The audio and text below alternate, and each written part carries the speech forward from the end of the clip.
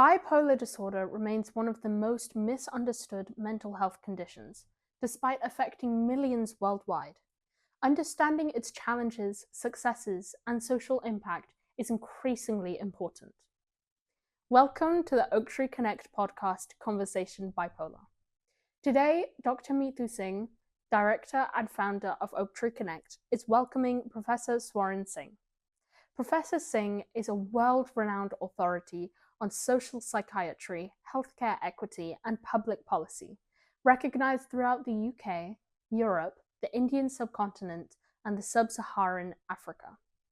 He brings over 30 years of clinical experience with complex youth and adult mental health conditions, including trauma, psychosis, and bipolar disorder. In addition to his academic role as Professor of Psychiatry at the University of Warwick. He has frequently advised the government, serving as a parliamentary mandated Equality and Human Rights Commissioner, a key commissioner for Bipolar UK, and most recently as a life peer in the House of Lords. In today's conversation, Professor Singh will share insights and examples from his decades of work with individuals and families affected by bipolar disorder. Professor Singh, it's an absolute honor to have you here today. Thank you very much for inviting me. You're most welcome. It's a pleasure. So talking about bipolar affective disorder today, let's start with the most frequently asked questions on the internet. So directing more towards our listeners who may have wild mood swings or people in the family who've seen other family members suffering from these ups and downs in the mood, and who have seen these over many years. So how do they differentiate between just a normal human kind of reaction to what's happening around them, the environment, or it being an actual disorder? Right. Okay, so that's a very good question, and that's one that many families struggle with. Psychiatric disorders are often exaggerations of normal human behavior. So change in mood is a normal phenomena. We get sad when bad things happen. We get happy when good things happen. So when does a normal human expression or emotion become an illness depends on 3 or 4 criteria. The first is persistence.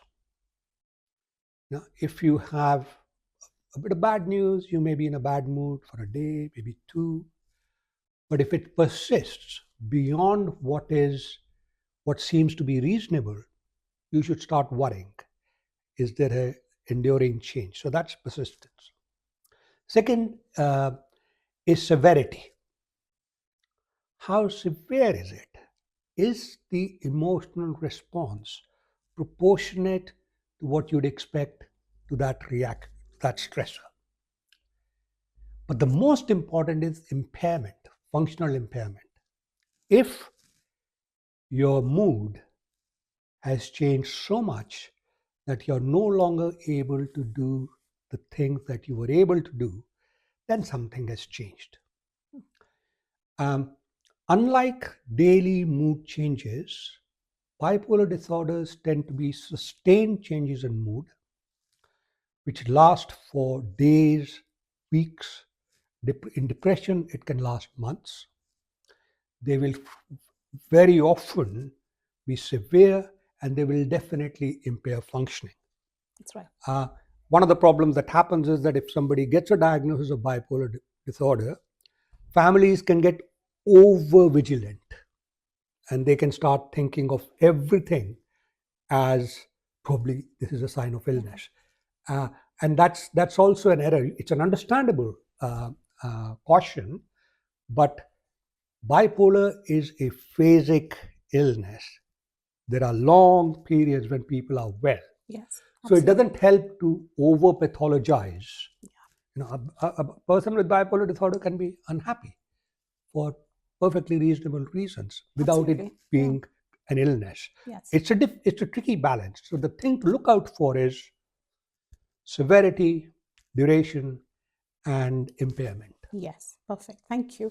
Yes, that's exactly what I would have thought about when I see my patients in the clinics. So, absolutely.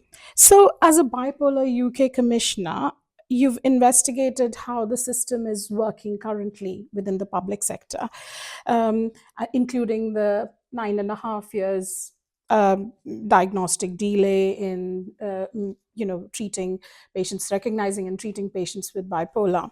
So what are the subtle signs that clinicians, GPs or people who are not experts in psychiatry or even family members can recognize in a person and say, okay, this is a red flag, let's seek help? So I actually started working initially in first episode psychosis, which is what I still clinically do. But a lot of first episode psychosis patients over time turn out to be bipolar. If you took a condition like schizophrenia, it started with the same kind of a problem that we now are recognizing in bipolar disorder, the delay in access to proper treatment. I remember a report that was done where someone said that had I got the treatment in my 40s, in my 20s, I wouldn't have lost my 30s. So, and the delay in access to care is far, far greater in bipolar disorders. One of the reasons is delayed recognition. Now, depression with a less severe form of mania, which is called hypomania, is the one that's most likely to get unnoticed. Yes. Hypomania is when your mood is elated, you're excited, you're overactive, and it can sometimes lead to increased productivity. And people feel good at that stage. And so people will say, well, I've had periods of depression. And then they see the hypomania as normal recovery from depression. That's right. It's when they become manic, which is much more serious, when you become reckless and disinhibited and you make major errors of judgment, that people get recognized. Mm-hmm. The one big problem is that if your first episode is manic, you will get a diagnosis of bipolar disorder. Yes. But if you have a number of episodes of depression with or without hypomania, you may have a bipolar disorder, but you have to wait for the hypomania symptoms to appear. Yes. So for clinicians, the most important thing to do is to take a longitudinal history. Yes. When you see a patient with depression, ask about periods of high. Mm-hmm. People may not consider them abnormal, yes, but look for that. Yes, because they look forward to them, isn't it? Oh yeah, they look forward to them. I have a patient who says when he gets manic, he, of course, he's unwell. But when he's getting down, there's a point at which he says to me, "Can you stop it here?" Yes. I love this. I want to carry on like this. So what clinicians can do is take a careful longitudinal history in anyone who appears with recurrent depression. First manic episode, that's easy. Well, I mean, I'm sure we have listeners who are trainees right now. And when I was a trainee, that was my biggest challenge, because I can't do longitudinal work. I don't see a patient more than twice in my 6 months. So it was so hard. And then that was the time I had to go to my consultant and say, did he look like this? Did he sound like this? When they came along last time, a year ago, or when they had their admission. I think one of the things that's happened is in the NHS in particular, is that the time we can spend with a patient has become much shorter, and we no longer have continuity of care. Absolutely. The person will see different person each time. When I started in the NHS, we had patients for years. Yes. We had a personal therapeutic relationship, and we knew the patient very well. I do it now in my early intervention service because I see the patient through the episode. That longitudinal history and longitudinal understanding has been lost, but there's no reason why we can't regain it. It's Yes. just a matter of understanding that human beings are not cross sections. They are not photographs. Absolutely. They are life stories. Yeah. So to see someone as this is how you are, just by seeing them at that time, Well, that's is the a thing in fundamental clinical. error. Yeah, in clinical practice, I see somebody absolutely well, and say, well, he couldn't have been that unwell. He couldn't have, done this or that. And then I read the previous inpatient records, and it's amazing how people seem so different when they are, not in an episode and they're just, living their usual life. Bipolar is quite interesting in the sense that a lot of high achievers, well, I wouldn't say a lot of high achievers, bipolar, unlike schizophrenia, people can live very successful lives. That's right. And there's a very interesting link between bipolar disorders and creativity. So artists, writers, poets, painters, there's a book on that. In fact, there's more than one. So people can be very successful. And if they don't have full-blown manic episodes, then it can be and it can seem like an asset.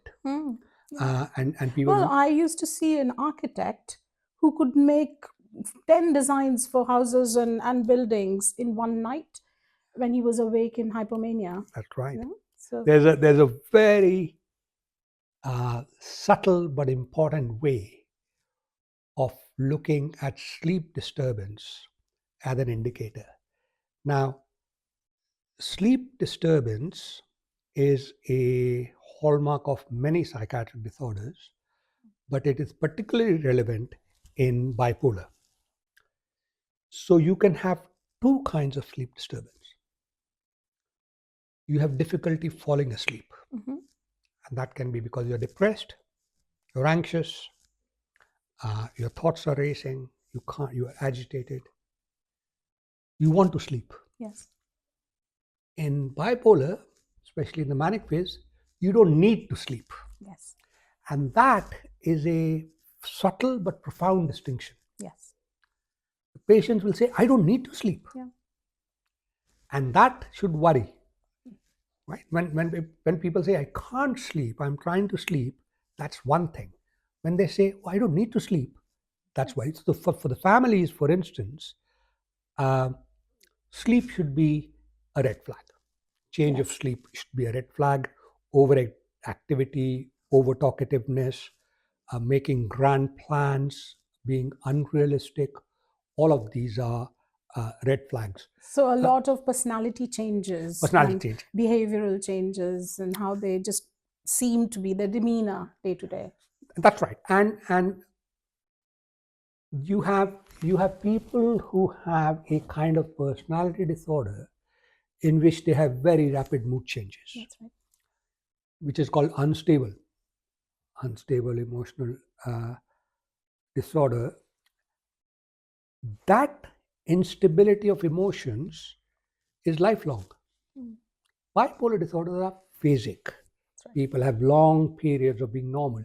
So change from normality is again a very important for that person's for that normality. person. And because some people just need less sleep, isn't it? Some people need less sleep. Margaret Thatcher, famously needed only 4 hours of sleep. Listen to the family. Family know the person much better than you do. Right. Yeah. So pay very careful attention. If a mother says, look, I'm worried about my son, that is an important sign. So these are red flags. And the other interesting thing is that when people relapse, they almost have a kind of relapse signature. Each person has a pattern of relapse. So what we do in our service is we do early warning signs training. Yeah. We sit down with a person and we say, last time you were ill, how did it unfold? And then you can start finding, it's almost like a fingerprint. Each person has a pattern Exactly. And then you teach them, they say, have look for the that. most longitudinal history They have. ever. Yeah. Yes. Some very interesting patients I've kept a diary. And when you look at their diary, Yes. you see the Well, pattern. I did, in your website, Bipolar UK, you do have an app that you can download to monitor your mood regularly to know where it's at. I must clarify one thing.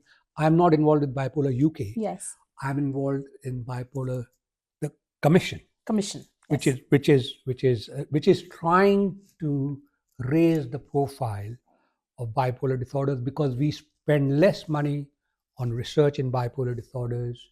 Yes, People absolutely. are trying. We did a study many years ago in early 2000. It compares the amount of research done in schizophrenia versus bipolar disorder. It's quite a staggering difference. Yes. And because bipolar disorder people also have long periods of being well. And also they are very high functioning in high many functioning, cases. They're high So, everybody thinks, okay, they are doing well anyway. So, we won't bother. That's right. So when we are well, why bother? Yes. And people stop medication. I'm well. But it is a lifelong condition. It's a manageable condition. But we don't think of bipolar disorder as something you can cure. It's not like an infection. Exactly. It's a manageable condition. And with proper treatment, you can live a completely normal life. Yes. Maybe free of episodes. Yeah, so that's what I was going to mention at this point as well. There are so many myths related to mental illnesses because, there's no litmus paper test to do them, that people think, okay, this is any mental illness is forever, your life is destroyed, it's not treatable, it's terrible if somebody in the family gets it, and that's it. You have to hide it, you have to stop talking about it. And this is something really good that you've mentioned, very important to mention here, that it's completely treatable. But most of the chronic disorders are not curable. Diabetes is not curable, yet. If you look at the effectiveness of psychiatric drugs for serious mental disorders, our drugs are as effective Absolutely. or more effective than common drugs for, say, high cholesterol, high blood pressure, diabetes. There are more trials of antipsychotics than any other class of pharmacology, as far as I know. But you can get away with a very small sample size because we don't need a huge sample. Like for simvastatin, they needed hundreds of thousands of people to prove significant effect. There, of course, what they are trying, the outcome they are looking for is a rare outcome. Yes. For relapse, lithium, for instance, is a fantastic drug. That's right. It is a really, really effective drug. Serious mental disorders are paradoxically easier to treat than, say, chronic anxiety or a personality disorder. That's right. Because serious mental disorders are more clearly related to changes in brain biochemistry. That's right. Yes. And hence, medication is very, very effective. Yeah. So they are very physical disorders, isn't it, in a sense? Because they are biological. You can treat them with biological means. Yeah.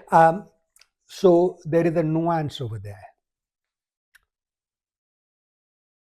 Biology is the mechanism of symptom production. It is not the cause. Yes. The cause may be trauma. The cause may be adverse life events. Yeah. It's if your D2 receptors in the brain, the particular dopamine receptors, they are overactive, you will get symptoms of psychosis. You'll get hallucinations. You'll have delusions. But to say that psychosis is D2 receptor overactivity or is caused by D2 receptor overactivity misses the first cause. What caused the overactivity? Yes, well, causation of any mental disorder is as complex as the brain. It's not simple. Nothing is simple. Everything has an impact. So now we are even looking at studies which have proven that trauma can cause structural change, biochemical change within the brain. That's right. So. And yes, and this is where the really interesting breakthroughs will come. The epigenetics. how genes interact with the environment. Yes. So even in the uterine environment, the fetus can be affected by things that happen in the intrauterine environment and to maternal health. Childhood adverse events can have longer term problems. Trauma, of course, we know. Drug use. Mm-hmm. Well, that's Drugs been like proven. cannabis. Alcohol. Yeah. Cannabis, alcohol. After all, we take them because they change our brain chemistry. Yes. Otherwise, why would we drink? So the brain is a chemical factory. Mm-hmm. And so any change in behavior could be, in theory, related to brain change. But that doesn't mean that brain change causes that. Something causes the brain. Brain is the mechanism of symptom production. Absolutely. Yeah. True. Right. So that brings us very nicely to the next topic that I wanted to consider with bipolar, the new cutting edge changes that are coming in the way we should be treating patients or people with bipolar. And there is such a discrepancy in what's available in research and what the research is telling us as opposed to what's actually happening. So we have treatments like rTMS, which have huge amount of data now backing it as a very useful treatment. You have hallucinogenics, ketamine, you have vagal nerve stimulation. Of course, these are very new and very invasive, but as part of superficial stimulation, let's talk about rTMS a little bit. Just this year, a meta-analysis has come out. I don't know whether you've seen it. So there are 1,700 patients involved with 56 studies, various studies, double-blind, RCTs, all sorts of reviews and trials. And it's shown that, the 77% response rate in these studies and remission, long-term remission of 50%, which is unheard of with anything else. But we are not hearing it. It's very, very strange that when we go to a clinic, we are still talking about, other treatments, albeit, very effective treatments like lithium or ECT, but we are not considering something that, in the neuromodulation area. So this is a complex question. So it has multiple facets. May I break it down into Sure, please.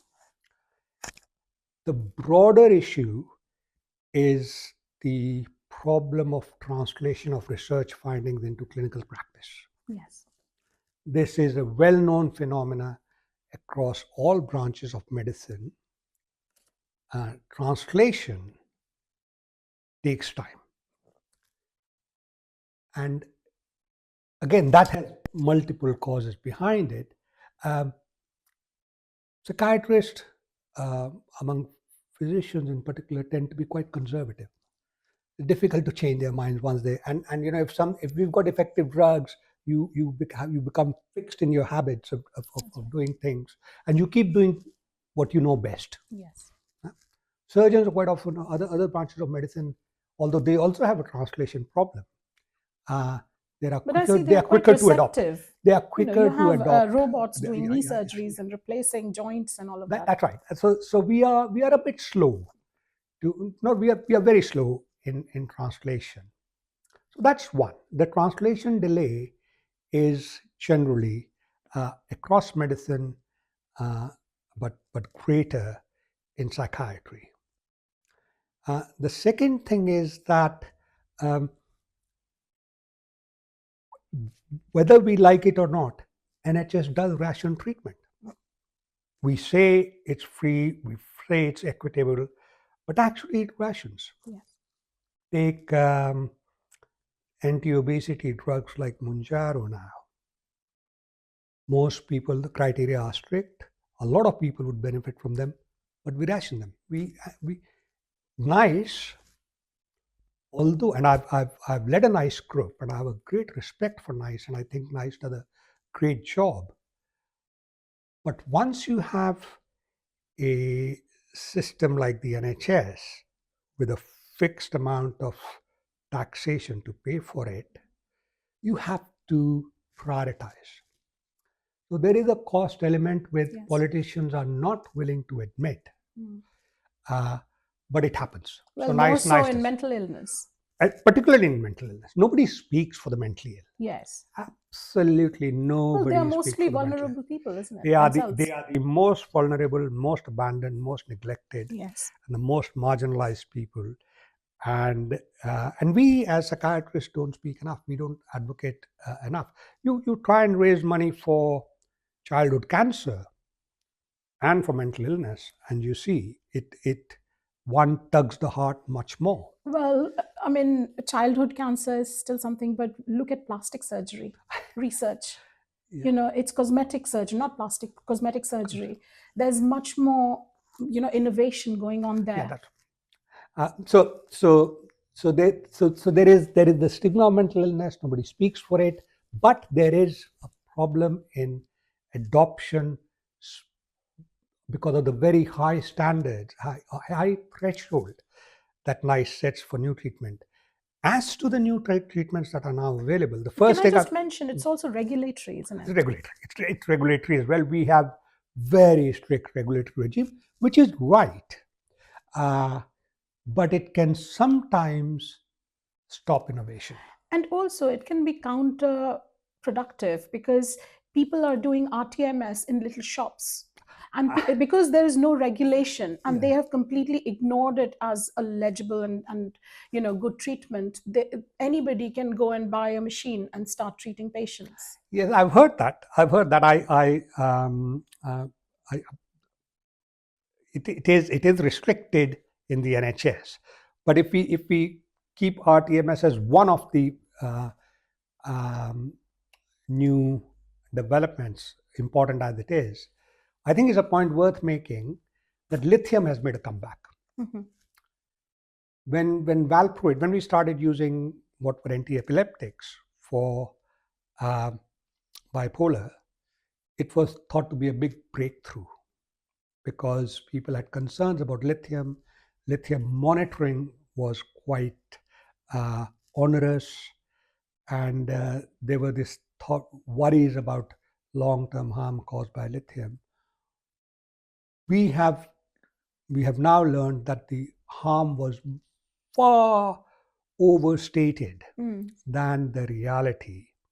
And lithium is the one drug in psychiatry which reduces the risk of suicide. That's right. It's an extraordinary drug in that response. And now we found out that the anticonvulsants like valproate that we are using are teratogenic. So lithium is making an important comeback. So that's so we should not just throw away something because it's old. No. rTMS certainly is a very interesting development, but it's just not available enough. That's right. Yeah. I mean, I think that there's a reason for that because no regulatory boundaries and NICE guidelines are very cautious about. They're very cautious giving that. And I mean, I think there are enough studies, even by good institutions like Johns Hopkins and Stanford, came up with the SAINT protocol. I don't know whether you've heard of it, but it's done over 5 days and it has the best suicide prevention numbers. Yes, as well. Yes, Americans are using it a lot more than us. We are doing a lot. UK is doing a lot of research on psychedelics. That's right. Yes. Ketamine in depression is now esketamine. Ketamine is now well established, but psychedelics may have profound effect in psychiatric disorders, bipolar, PTSD, and a whole range of other conditions, and that we are doing quite a lot of cutting edge research. Yes. The other area where I think we could do well and we will do well is digital technologies. That's right. I saw your research about that actually. Yeah. So we've been doing because of my work in Sub-Saharan Africa and South Asia, where you have major resource problems and infrastructure problems. You're never going to have enough psychiatrists or mental health teams. Vast countries with limited connectivity, but everyone has an internet and everyone has phone. That's right. So we've used apps very well for psychoeducation, for relapse prevention, for monitoring, for continuity of care. So that's one. The other area that's coming up is what is called digital phenotyping, Yes. which is collection of data passively. It started with these devices where you could enter your mood.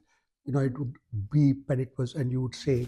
It started like that, but with smartwatches and smartphones, now we have a wealth of data which is being generated. So a colleague of mine has shown that in principle you can tell mood changes from even things like changes in what kind of music you're listening to.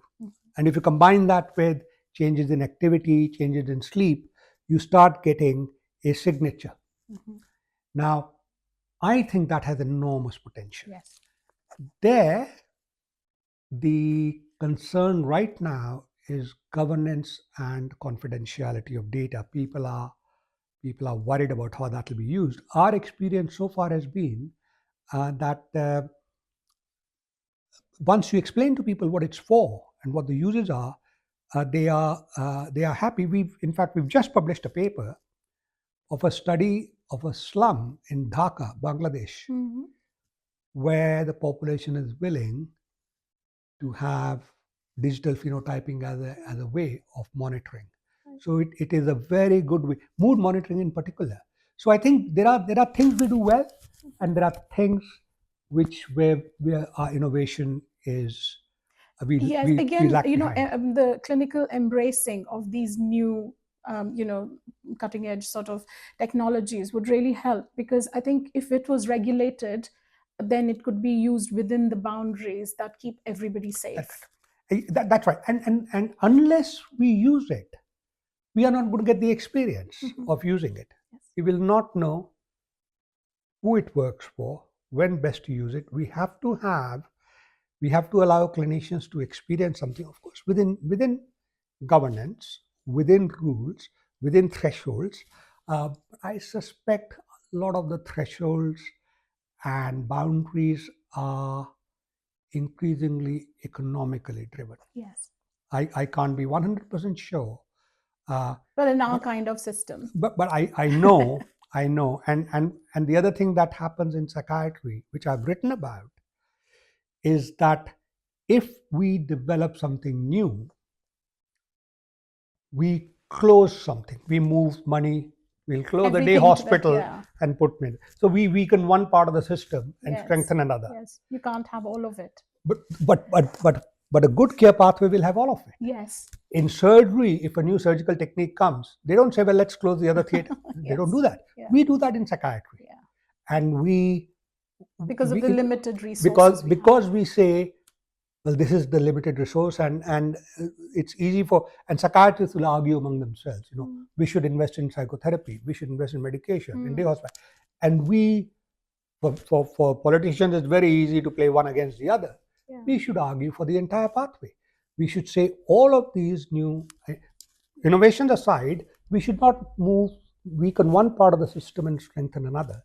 That translates a little bit into professionals having a little bit of like you see a lot on social media between psychiatrists and psychologists, who's doing a better job of it. And I say, well, we have to coexist, because you can't do without medication, and you can't do without talking therapies. You do not see surgeons and physiotherapists